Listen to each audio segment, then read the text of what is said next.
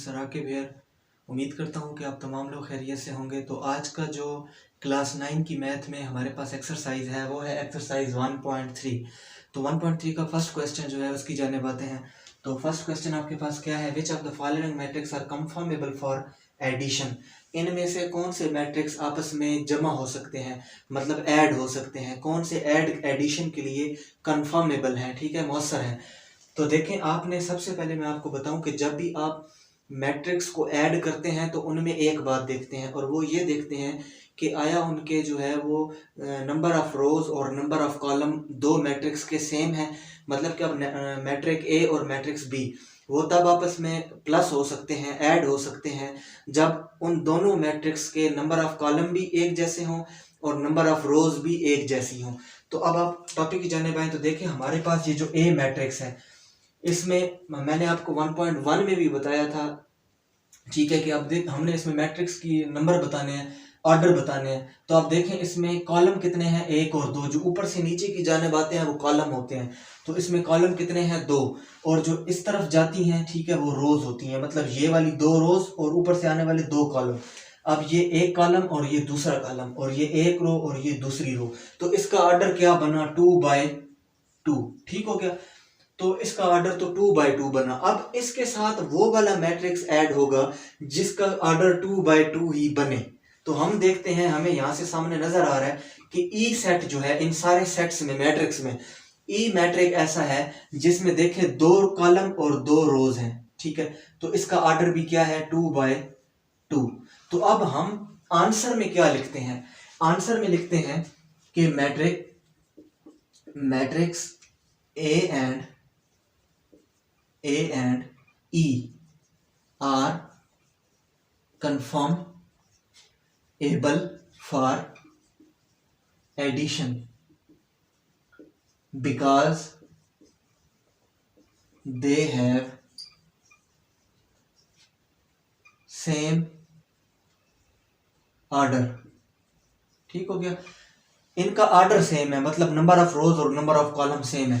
अब बाकी जो है वो मैट्रिक्स की तरफ आते हैं। जो बी मैट्रिक है इसमें कितने कॉलम है, एक कॉलम, ऊपर से नीचे आने वाला एक लाइन है, ठीक है, और रोज कितनी है, एक और दो। तो ये जो है ये किसका, इसका जो ऑर्डर है वो क्या है, 2/1, ठीक है। पहले आप रोज लिखते हो फिर बाद में कॉलम लिखते हो। तो इसमें दो रोज हैं और एक कॉलम है, और इसी तरह आप औरों को साथ में लिखते जाएं, जैसे कि इसके कितने कॉलम हैं, दो, और रोज कितनी है, 3। तो ये इसका ऑर्डर क्या बनेगा, 3/2, ठीक है, 3 रोज और 2 कॉलम। इसका ऑर्डर आप देखो। अच्छा, ये मैट्रिक था आपके पास 2 + 1/3। तो इसको मैंने सॉल्व कर लिया। 2 + 1 कितना होता है, 3 और 3। तो अब इसका ऑर्डर बनाते हैं, एक कॉलम है और दो रोज हैं। तो ऑर्डर क्या बना, 2/1, ठीक है। तो अब आप देखो कि इस तरह का ऑर्डर कोई और है 2/1, तो ये भी 2/1 था और वो भी 2/1, मतलब दो रोज और एक कॉलम। तो इसका मतलब हम लिख सकते हैं इस तरह कि मैट्रिक्स कौन सा, B and D are conformable for addition because, आगे वही आपने लिखना है, because they have same order, ठीक हो गया। उसके बाद हम देखते हैं कि ये जो सेट आप मैट्रिक दिए हुए है इसको भी आप पहले सॉल्व करोगे। 3 और 2, ये 1 + 1 2 होता है, और -4, और 3 + 2 कितना हो गया, 5, और 2 + 1 हो गया 3। तो ये आप बुक में देख लें, बुक में ये वाले क्वेश्चन दिए हैं, सॉल्व करके मैंने ये लिखा है। तो आपके पास इस मैट्रिक में क्या ऑर्डर बनेगा, दो कॉलम है और रोज कितनी है, 1 2 3। तो ऑर्डर बनेगा 3/2। तो आप देखो इसमें और कोई मैट्रिक है जिसका 3/2 ऑर्डर है, तो ये वाला मैट्रिक। तो इसका मतलब C and F are conformable for addition. कौन से वाले, C and F are conformable for addition because they have same order, ठीक है। ऑर्डर इनका सेम है, इनके नंबर ऑफ रोज और नंबर ऑफ कॉलम सेम है। तो अगर आपसे कोई पूछे ना कि कौन से मैट्रिक आपस में जमा हो सकते हैं, तो आपने बताना है वो मैट्रिक्स आपस में जमा हो जाएंगे जिनके नंबर ऑफ रोज और नंबर ऑफ कॉलम सेम हो। जैसे कि अभी आप इधर मैंने आपको बता दिया, जिस तरह ए है तो इसके 2 कॉलम है और 2 रोज हैं। ई है, इसके 2 कॉलम है और 2 रोज हैं, ठीक है। तो इस तरह के मैट्रिक आपस में ऐड हो जाते हैं। तो इसके बाद हमारे पास नेक्स्ट जो क्वेश्चन है, क्वेश्चन नंबर 2, उसकी जानिब आते हैं।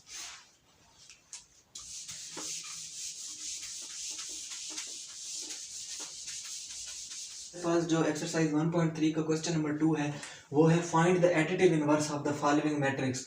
हमने इस क्वेश्चन के अंदर एडिटिव इनवर्स मालूम करना है, ठीक है। तो एडिटिव इनवर्स जो है वो बिल्कुल जो है वो आपके पास नेगेटिव के बराबर है। जिस तरह हम किसी सेट का नेगेटिव निकालते थे ना मैट्रिक का, मतलब ऑल द एंट्रीज के साइन चेंज कर देते थे, ठीक है। इसमें भी अभी वही करना है, ठीक है। तो देखें हमारे पास जो ए है इसका एडिटिव इनवर्स क्या होगा, -a। ए का एडिटिव इनवर्स क्या होगा, एडिटिव इनवर्स क्या होगा, -a। तो -a का मतलब यही है कि इसके जितनी भी एंट्रीज हैं उनका साइन चेंज हो जाएगा। जो +2 है वो क्या हो जाएगा, -2। जो +4 है वो -4। जो -2 है वो +2। और जो +1 है वो -1। तो सारे सवाल इसी तरह करने हैं। अभी आपको सारा समझ आ गया होगा, ठीक है। नेगेटिव करना हो या एडिटिव इनवर्स करना हो, दोनों का एक ही मतलब है कि all the entries sign change कर देते हैं उनके, ठीक है। अब ये जो बी सेट है इसको आप सॉल्व कराओ मेरे साथ, -b। तो देखें ये +1 है तो क्या आ जाएगा, -1। 0 के साथ कोई साइन नहीं होता तो 0 का 0। अब ये -1 है तो अब इधर क्या आ जाएगा, +1। ये +2 है तो इधर क्या आ जाएगा, ये -1 है तो इधर क्या आ जाएगा, ये +3 है तो इधर क्या आ जाएगा, ये +3 है इधर क्या आ जाएगा, ये -2 है तो इधर, ये +1 है तो इधर। तो इस तरह आपने सारे जो है वो कर लेने हैं, ठीक है।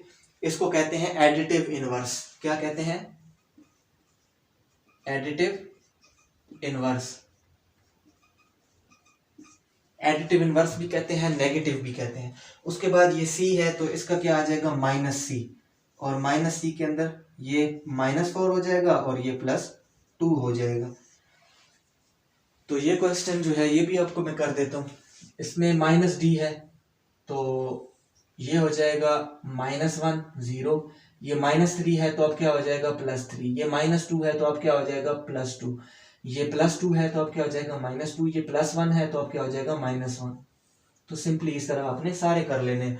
ये जो e है ये -e, तो ये कैसे हो जाएगा आपके पास, ये +1 है तो -1 हो जाएगा। 0 के साथ कोई साइन नहीं होता इसीलिए 0 को उसी तरह लगाते हैं। ये +1 है तो -1।